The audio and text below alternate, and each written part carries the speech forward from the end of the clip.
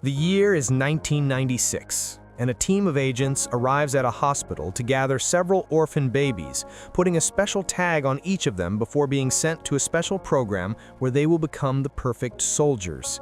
They are specifically chosen and go through an extremely difficult training program, during which they are taught that weakness isn't an option and that they must be perfect at all times, always obeying orders and showing no emotion. They make the kids watch animals fight and kill each other, so they become numb to violence. They are also under supervision at all times, and they can't leave their rooms. When the kids turn 8, the training of their minds and advanced skills begins. They have to be in classrooms every day and work on all kinds of puzzles and strategy problems. When they turn 12, the training becomes brutal. The kids have to run many miles each day and keep their bodies in perfect condition. One day they are running in a field and one boy falls behind because of exhaustion. A truck comes for the boy and kills him without mercy because the program has no place for weakness.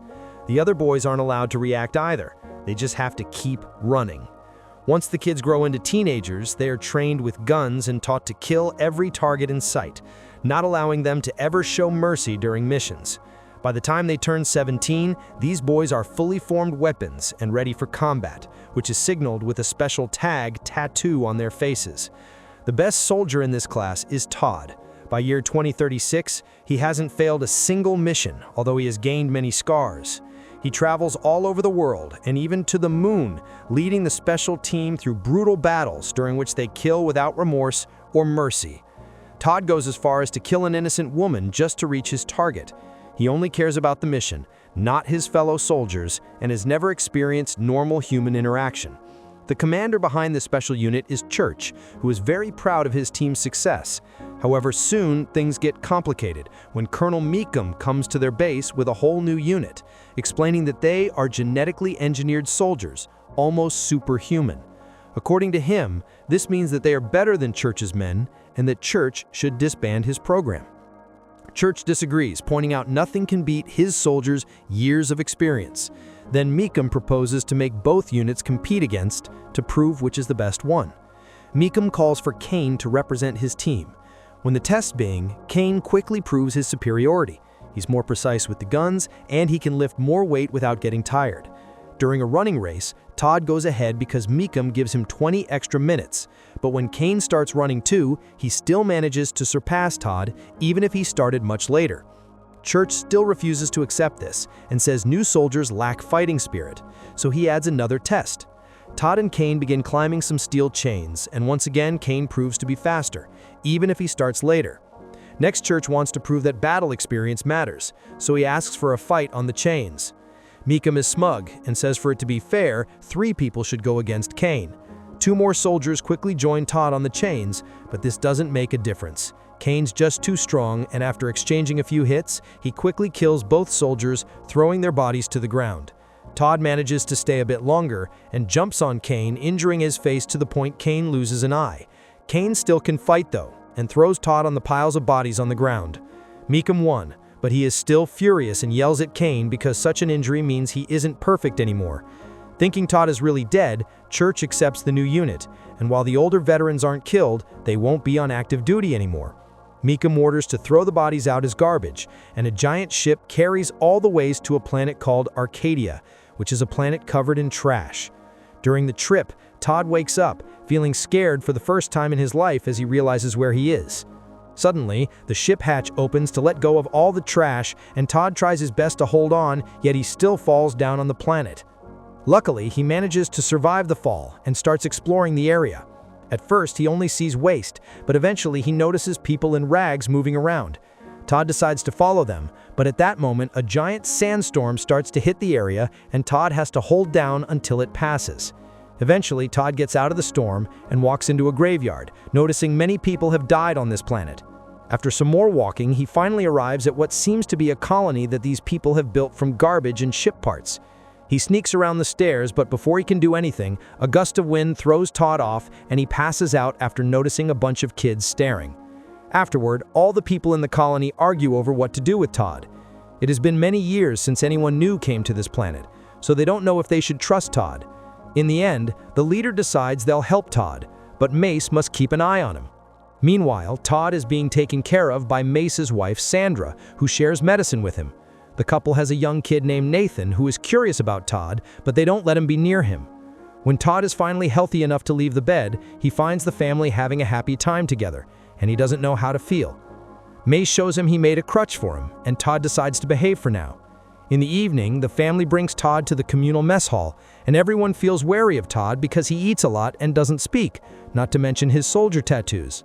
When someone asks him what his deal is, Todd explains he was replaced by a better soldier, and people begin feeling more sympathetic towards him.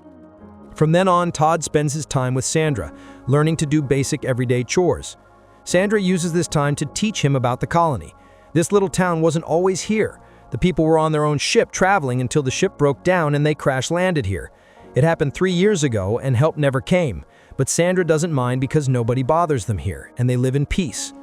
Meanwhile, Meekum reveals he has been watching the Arcadia system and wants to set up monitoring stations there. He also wants to send out his new soldiers to patrol.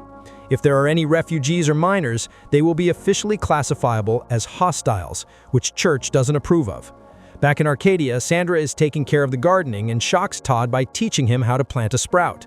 Suddenly, a snake comes closer, and Sandra immediately kills it because it can be dangerous. One bit Nathan once, and he was sick for a long time. He's better now, but he can't talk because of it. Sometime later, Todd goes out with the men to salvage things from the trash. Because of the weather, they all keep chains connected to their belts to not get lost. Unfortunately, a really strong sandstorm hits the area then, and a man gets trapped in the wind. The guys start pulling at the chain before their friend is blown away into an old machine, but they aren't strong enough to defeat the wind. At that moment, Todd joins in and begins pulling at the chain, his strength alone enough to save the man from the storm. During the struggle, someone drops a weapon and Todd picks it up, but the men immediately ask for it back while thanking him for his help.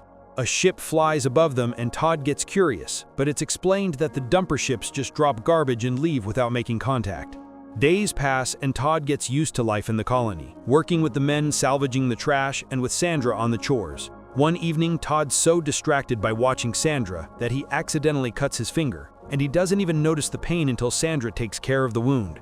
She wonders what soldier life is like, and Todd explains he's always under discipline, which makes her hug him for comfort. When Christmas time comes, the colony throws a huge party. Todd's doing well until some crackers go off and Todd mistakes them for gunshots. This triggers his PTSD and he begins having flashbacks of all the horrible training he went through. Fearing what he may do, Todd goes to hide on the roof and watches the party from afar. The next day, Todd tries to keep down his violent training by punching a bag. However, this continues to bring back lots of brutal memories filled with death and destruction, including the time he had to kill a child. At that moment, a man comes closer to give Todd a gift, but Todd is still caught in his memories and can only see an enemy, so he pushes the man down by the throat. He almost kills him by throwing him inside a machine, but luckily he snaps out of it just in time and realizes lots of people are watching. Now everyone's getting wary of him again, especially when he keeps punching the bag until his hands bleed. This brings up another memory of him being in the classroom and beating up a fellow kid as his teacher reminded him he mustn't have mercy. Sometime later, Todd wakes up to find Nathan nearby, showing him that he solved a puzzle. At that moment, a snake shows up and Todd tries to teach Nathan how to kill it, but Nathan is too afraid and freezes. Todd immediately jumps in and catches the snake, but he doesn't kill it. Instead, he asks Nathan to try again. Suddenly, Sandra and Mace arrive and kill the snake while they scold Todd for putting Nathan in danger. By this point, the colony has had enough. They tell Todd he'll never fit in and that he's becoming too dangerous, so they kick him out. Todd gathers his things and walks away, shocking himself when he cries for the first time ever.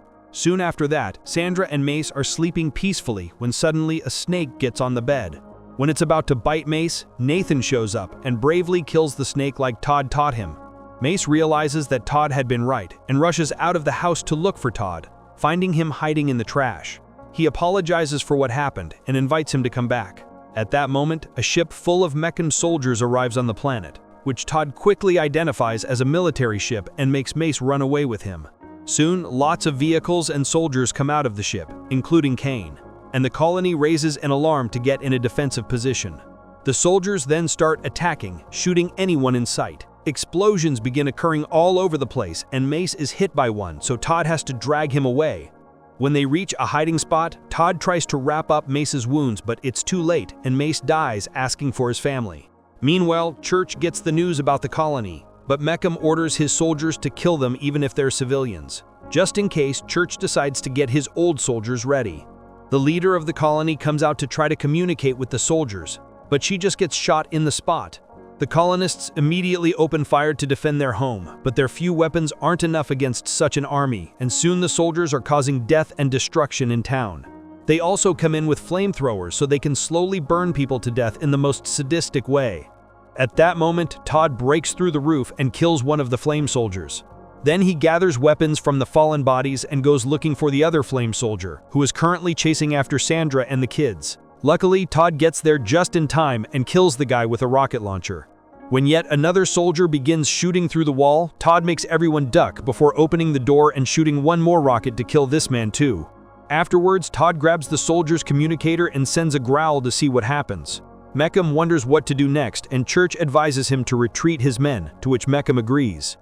Once the soldiers are gone, the colonists use their time to heal the wounded, and Sandra is devastated when Todd confirms Mace is dead. Todd grabs as many weapons as he can find and paints his face, ready for revenge. Todd sneaks around to approach the landing area in secret and shoots one of the vehicles to cause confusion. The soldiers come out to look for him, and Todd secretly attacks from the dark. One guy gets pushed off the roof and another guy gets a snake thrown at him. Then Todd hides in the water to stab a soldier and surprises another two with bullets. When more soldiers come in as backup, Todd begins shooting them all without caring about them shooting back. It turns out he set up a puppet and he's controlling the weapon with strings from afar. He's also set up some explosives that he activates to kill many men at the same time. At that moment, a sandstorm arrives, so Todd ties himself to some old machinery while the wind takes away the last standing men. The last soldiers left are in vehicles, so Todd jumps from above to land on the roof and begins shooting any men he can see. Then he throws some explosives through the door to kill the drivers. However, Kane is still in his truck and attacking the colony again, causing even more damage. To get closer without suspicion, Todd steals a truck and comes after Kane by crashing into his vehicle. Kane jumps out of his car and immediately takes some medicine from his bag for his wounds. Todd goes looking for Sandra and the kids to rescue them, but Kane shows up for round 2. A new encounter between the men ensues, with them exchanging lots of blows and using any part of the colony for extra damage, like a falling sign and the window of a crashed helicopter. It seems Kane has the upper hand, and when Todd glances at a weapon on the ground, Kane goes for it first. This was a trick, and Todd uses the distraction to finally seriously hurt Kane with a helicopter blade. Then he punches him to the ground and grabs his neck to finally kill him.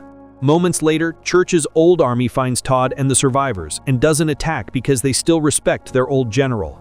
Meanwhile, Meckham realizes he's lost all his men and orders Church to take off without the older guys. When Church protests, Meckham immediately kills Church.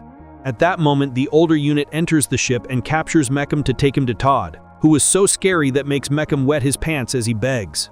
Afterwards, Meckham and his counselors are thrown out of the ship and left on Arcadia, where a bomb goes off and kills them all. The ship takes off safely, and it's revealed that the surviving colonists came aboard too, and now they're traveling to a better place to live at. Nathan asks Todd to pick him up, and Todd finally experiences what real affection is like.